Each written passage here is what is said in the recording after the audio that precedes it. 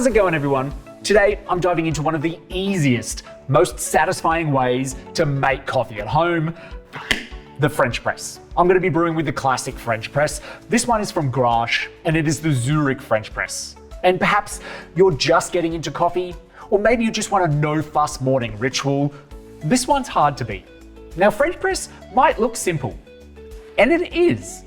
But just a couple of small tweaks to the brewing recipe and you can get a very consistent, rich, clean, balanced coffee that doesn't taste like you just chewed a mouthful of grounds. And hey, before we dive into this brew method, if you haven't joined our BrewPoint loyalty program yet, now is a good time. You'll earn points every time you shop with us, and then those turn into discounts for your next coffee fix. So it's a win-win. All right, let's now get into how to brew the best French press coffee.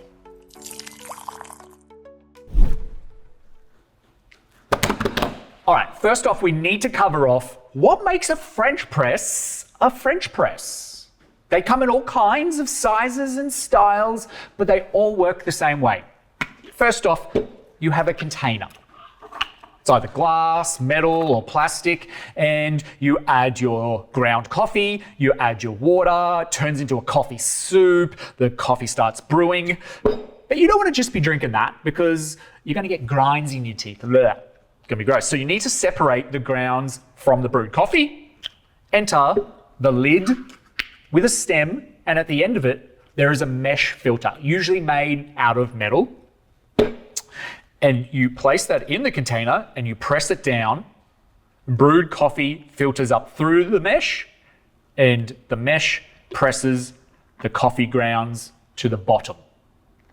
And then once it's brewed, you pour out off the top. It's simple, effective. It makes bold, full-bodied cups of coffee. And honestly, if you want a robust flavor without any fuss, perhaps of using pour-over gear or spending thousands of dollars dialing in with an espresso machine, French press, this is as straightforward as it gets. Now, here's what I'm using today. I have the Grosche Zurich French Press. This is a 1 liter version. I'm going to be using 60 grams of freshly ground coffee. So I have a grinder here with the fellow Opus. I've got a kettle. This is the Varia Aura. It's a spouted kettle, so I can pour quickly into my French press. I like that. And I have a set of scales that also have a timer in it. And the basic recipe I'm using today will be using 15 grams of coffee per 250 mils of water that I place into my French press, or 2 tablespoons of coffee per cup that I'm making, if you're not weighing out.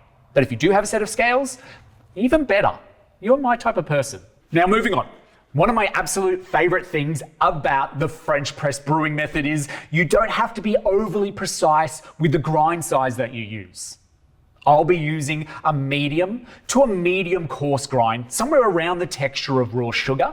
It doesn't have to be overly coarse though, but this coarser range does help reduce grit in your cup, as if you use it too fine, it will get through the filter. And the coarser grinds also keep your brew from turning bitter whilst it's brewing, as well as avoiding becoming overly sludgy at the bottom of the cup. Also, I would avoid using supermarket coffee, as this is, for the most part, roasted for espresso brewing. And search out as much as possible for coffee that's roasted for filter brewing, as this will give you a more balanced and complex flavor, rather than using a coffee that's roasted for espresso, which will turn into something that's overly intense or burnt tasting.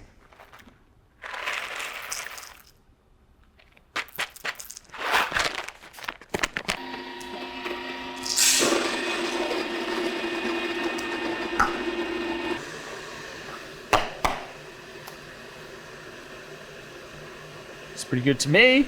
Smells delicious.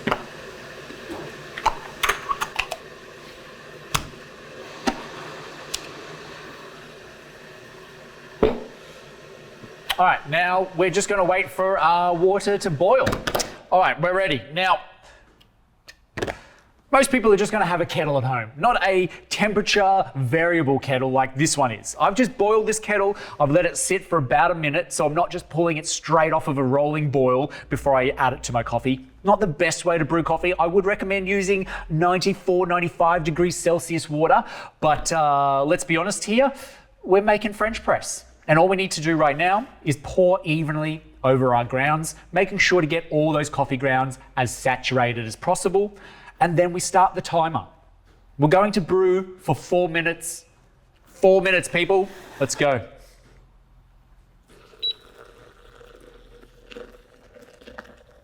Also got a spoon here because I can just gently spoon those coffee grounds into the water as I'm slowly filling it up. But we're not essentially stirring right now. Here we go. Coming all the way to the top. You don't essentially need scales to measure how much water's you're going to fill up. It's a 1 litre, it's 1 litre. All right, keep that timer going. And then we're just going to place this lid on. We're not going to press right now. We're just going to keep the heat in. I filled it up too much. Do not fill your French press up too much.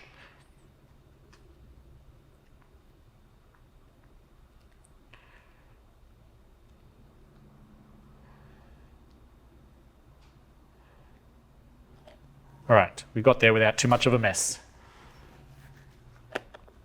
I love making little mistakes on camera. Don't fill your French press up. All right, so once the 4 minutes is up, don't plunge straight away. This is key. A good practice to do is slowly remove the plunger and the filter, and then we're just going to scoop off the crust. Now, sometimes you might not have a crust. Maybe all the grounds have already floated all the way down to the bottom. But if there is a crust, that's the coffee grounds that are sitting on top of your brew. You want to scoop that off first because that is what is directly lying underneath the filter. And although we're not going to press very fast, that's the sort of grinds that might end up in your cup as they're sitting right under the filter as you're pressing down. So we're just gonna keep that brew nice and clean by just scooping a little bit of that crust off the top to begin with. Can get a little bit messy, but I think it's well worth doing. Then placing the lid back on. Now we're going to press slowly. Go slow. There's no need to go fast in this method. And then when we get to the bottom, don't force it. If you force it down, you're going to stir up the fine coffee grounds that will get through the filter and then ruin that clean cup of coffee that you were going for. So just to the bottom there, obviously I haven't already touched the bottom and the coffee grounds are stopping me anyway. Now, once you've plunged, don't let the coffee just sit there. This is where those grounds, they're still in contact with the liquid above them and it will continue to brew like such. So that last cup, if you're pouring directly out of this, that last cup of coffee will always taste quite bitter. We don't want bitterness. So what we want to do is pour straight away. Now, that means we're either serving into our cups,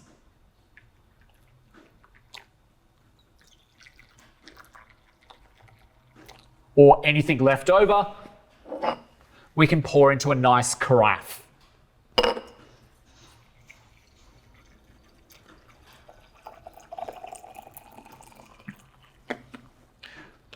This way,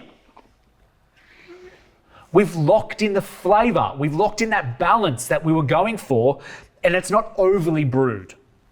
The result, a bold, well, I have to try it first, but I'm going to imagine it is a bold, full-bodied cup of coffee with way more clarity than you would expect from a simple brewer like this. Honestly, like that's a simple brew with just a few simple techniques to make it amazing. I'm also going to just let this cool down because it looks like really hot coffee, which is fantastic. Oh man, it smells awesome. All right, now it's cooled down a little bit. Oh man. I will say I don't drink a lot of French press. I drink espresso mainly. But that is amazing. That is delicious for such a simple process. Now, I enjoy my coffee black, and this is rich and satisfying. But if you like coffee with a dash of milk, I think this would still be great. It's that kind of brew that fits easily into your morning, I think, without making a whole routine about it. Now, to keep the French press clean, let's keep it simple here. I'm going to take this out. We're going to rinse this filter thoroughly. Give the mesh a good clean, a good scrub even. Then you can rinse this out. You can remove those coffee grounds by just knocking them into the bin or adding them into the compost once they've cooled down, and using some hot water and some detergent to clean inside to remove any stuck coffee grinds or oils could be a good way to go.